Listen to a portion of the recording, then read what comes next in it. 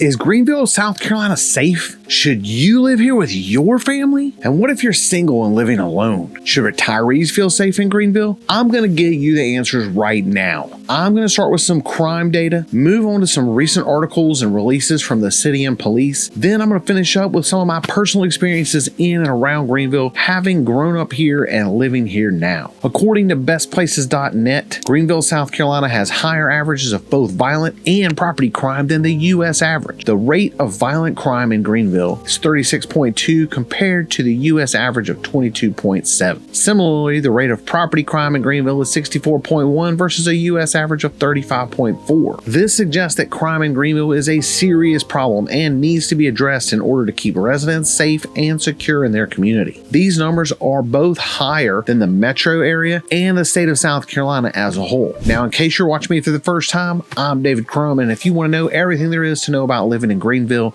please make sure you subscribe below, tap the bell for notifications, and you can be the first one to learn about the current market here. By the way, if you want a free guide, just check them out in the description, and that's where our contact information is as well. Whether you're moving in 9 or 90 days, feel free to give us a call, shoot us a text, send an email, or schedule a Zoom call if you'd like to talk to me personally. I'd be happy to help you make a smooth move to my state.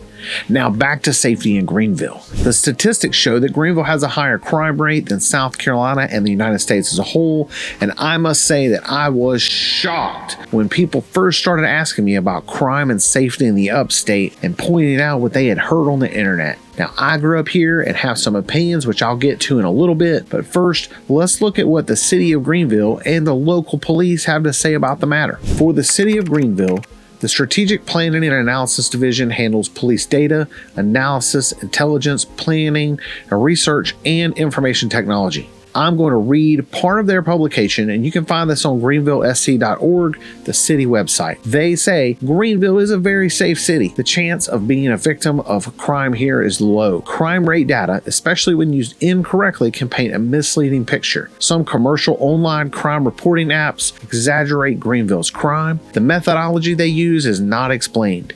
In some cases, they appear to merge in county data, distorting the counts. The other issue is based on population. The standard method to compare cities is per 100,000 population. For Greenville, they must calculate approximately and add an additional 30% to city crime categories to boost the population, since the city's actual population is around 70,000 people.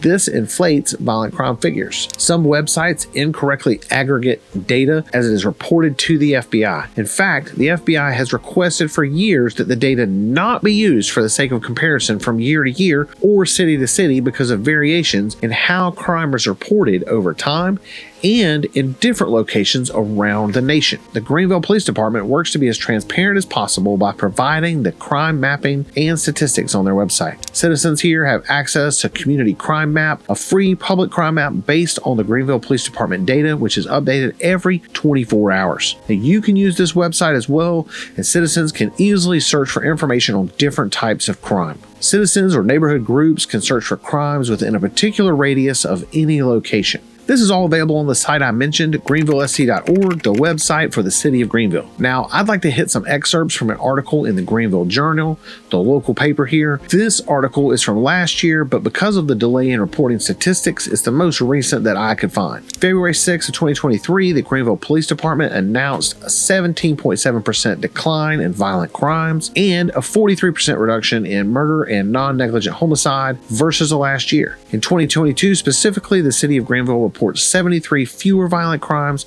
and drops in all categories. The Uniform Crime Reporting Program compiles data from voluntary law enforcement agencies to calculate and track crime over the years. Greenville Police Department Chief J.H. Thompson attributes the drop to multiple factors such as collaboration between nearby police departments, support from the community, including Mayor Knox White and the City Council, and Greenville's community-oriented group of officers.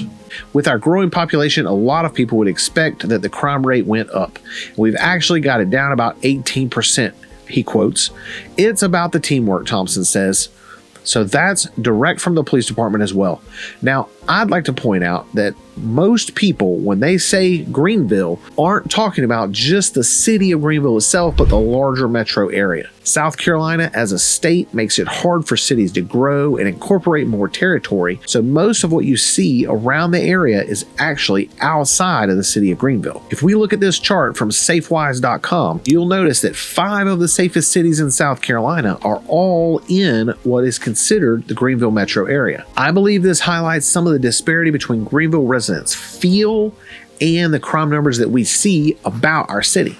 Most of these areas would be called Greenville when you're further away from the area, and many are the most popular places for people to move when they're coming to the area. If you've been watching my videos, I am sure you've seen more about each of these suburb cities. Now, I'd like to give a little bit on what I tell people when they ask about the safety of Greenville and how I feel living here. This is based solely on my experience growing up here since 4th grade and living here now and raising my 6 children. I grew up in the city of Greenville, and I knew from the age I was old enough to start wanting to go places that downtown Greenville was not a place that you went at night. While my father worked downtown during the day, no one that I knew went downtown in the evenings. It just wasn't a place that most people hung out. Most of the shopping and restaurants that you see today did not exist back then. As I grew up, I watched the transformation of downtown into the place it is now. As I know I've mentioned in other videos, downtown Greenville was on the city's map for a long time. They knew that they had a problem and wanted to do something about it. Transformation began slowly in the 80s and 90s, but really took off in the 2000s to make Greenville into the place that people not only enjoy living now, but also find worthy as a vacation destination. Whereas I felt unsafe in my younger days, I have no qualms about taking my family downtown now. We live near downtown, and my children play on the street, running through the park behind our house and through the neighbors' yards with their friends. Personally, I feel like the city seems to feel on their website. Much of Greenville feels very safe, and it is a place that a lot of people choose to live in all stages of life. Many of my clients are moving here to find a place that fits their ideals for safety and more. So there you have it, folks. Crime and safety in Greenville, South Carolina is heading in a healthy direction. If you've lived here, please leave us a comment and let people know how safe you feel or felt. And that'll help anyone who's considering a move here. And remember, whether you're moving in 9 or 90 days, I would love to hear from you and see how we can make your move a smooth one.